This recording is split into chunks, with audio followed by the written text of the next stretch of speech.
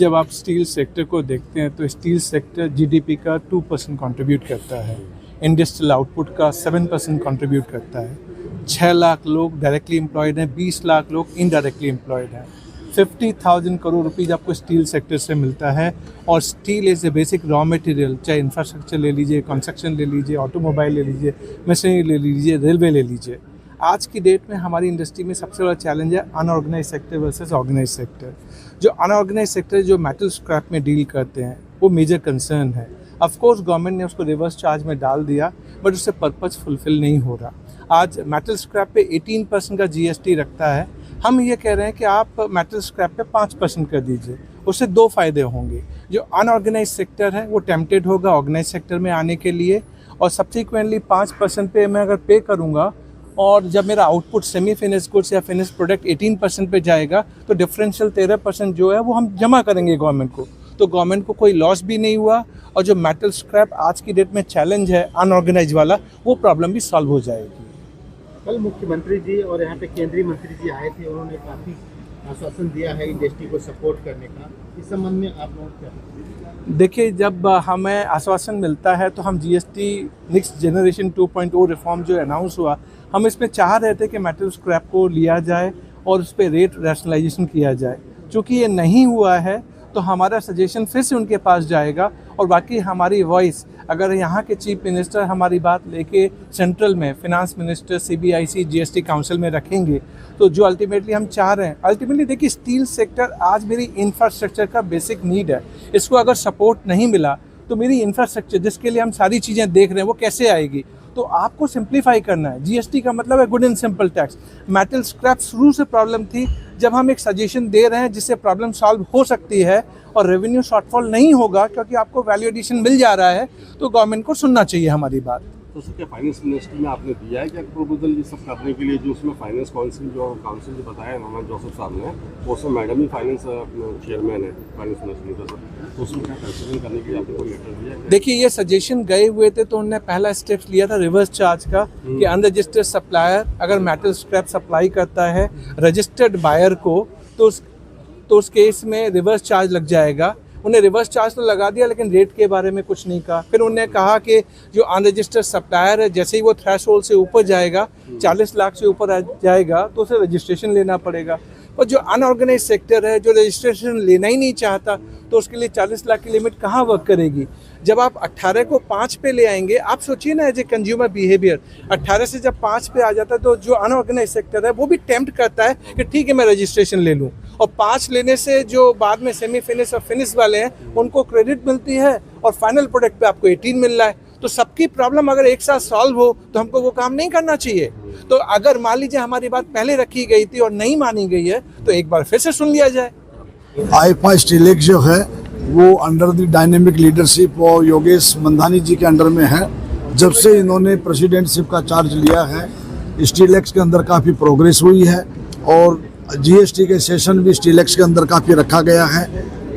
हमारी steel industry की सबसे बड़ी डिमांड ये है कि स्क्रैप के ऊपर जो टैक्स है 18% है, उससे क्या हो जाता है कि चोरी करने वालों को इंसेंटिव काफ़ी मिलता है।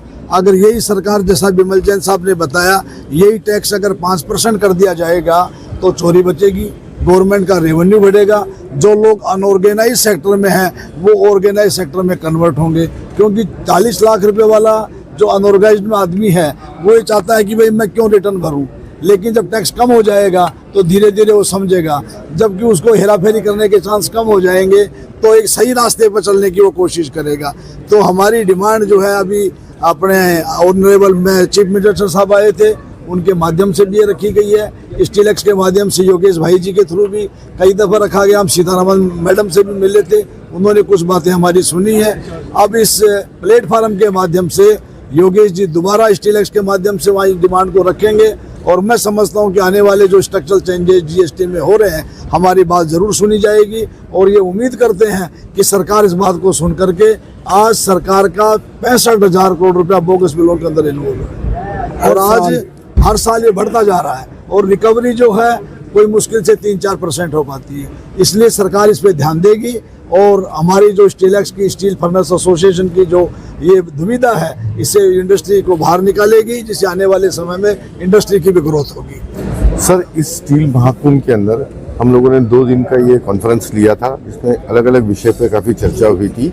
अलग अलग विषय पे काफ़ी चर्चा हुई। इसमें इनॉग्रल सेशन में हमारे माननीय मुख्यमंत्री महाराष्ट्र के श्री देवेंद्र फडणवीस जी और हमारे ऑनररी मिनिस्टर श्री प्रहलाद जोशी जी, जो केंद्रीय मंत्री है new and renew power ministry के, और BIS भी उनके अंडर में आता है, वो इस इनॉग्रल सेशन में यहाँ पर मौजूद थे। उन्होंने हम सब लोगों को एक मैसेज दिया है कि प्राइम मिनिस्टर श्री नरेंद्र मोदी जी का कहना है कि हम लोगों को विकसित भारत के अंदर ग्रीन स्टील को प्रमोट करना पड़ेगा, और ग्रीन स्टील हम अगर बनाएंगे तो हम एक्सपोर्ट के पात्र होंगे, और हम मैक्सिमम एक्सपोर्ट करना चाहते हैं। 50 मिलियन टन का एक्सपोर्ट हम करना चाहते हैं। पर ग्रीन स्टील बनाने के लिए जो दिक्कतें हैं उसमें हमको रॉ मटेरियल चाहिए, ग्रीन स्टील का ग्रीन रॉ मटेरियल चाहिए, और ग्रीन रॉ मटेरियल जो है वो है स्क्रैप। तो स्क्रैप को अगर हमको अवेलेबल करके देना है तो उसको जो अनऑर्गेनाइज सेक्टर में अभी स्क्रैप चलता है उसको ऑर्गेनाइज वे में लाना पड़ता है। तो ऑर्गेनाइज वे में जब स्क्रैप आएगा, बंद कर उसको, वॉइस आएगा हमारा उसमें। ऑर्गेनाइज वे में जब ये स्क्रैप को हम लाएंगे तभी हम इससे ग्रीन स्टील बना पाएंगे। तो इसको ऑर्गेनाइज में लाने के लिए सबसे पहली बात है कि GST के दायरे में सुधारना करनी पड़ेगी।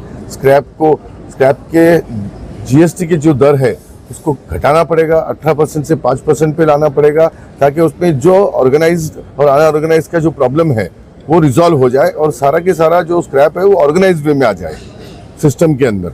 तो इससे क्या है कि गवर्नमेंट की साल की 40 से 50 हज़ार करोड़ की जो GST की चोरी होती है, जो GST का थेफ होता है, वो बच जाएगा, और स्क्रैप मिलना जब चालू हो जाएगा तो ग्रीन स्टील बनने में आसानी होगी। तो हमारा इस माध्यम से संदेश देना है कि हम लोग ये चाहते हैं, ये मैसेज पहुंचाना चाहते हैं कि हमको सस्टेनेबल स्टील बनाने के लिए जो दिक्कतें हैं GST की, उसको रिजॉल्व किया जाए। या तो उस पर सबसे इम्पोर्टेंट है पहला कि उसकी दरों को, अगर स्क्रैप के हम टैक्स की दरों को कम कर दें तो एक अच्छा सुझाव हो सकता है। दूसरा सुझाव हम ये चाहते हैं कि 16(2)(c) का जो एक्ट है उसके अंदर अगर बदलाव किया जाए तो उससे बहुत राहत मिलेगी एक मैन्युफैक्चरर को, और वो ग्रीन स्टील बना पाएगा।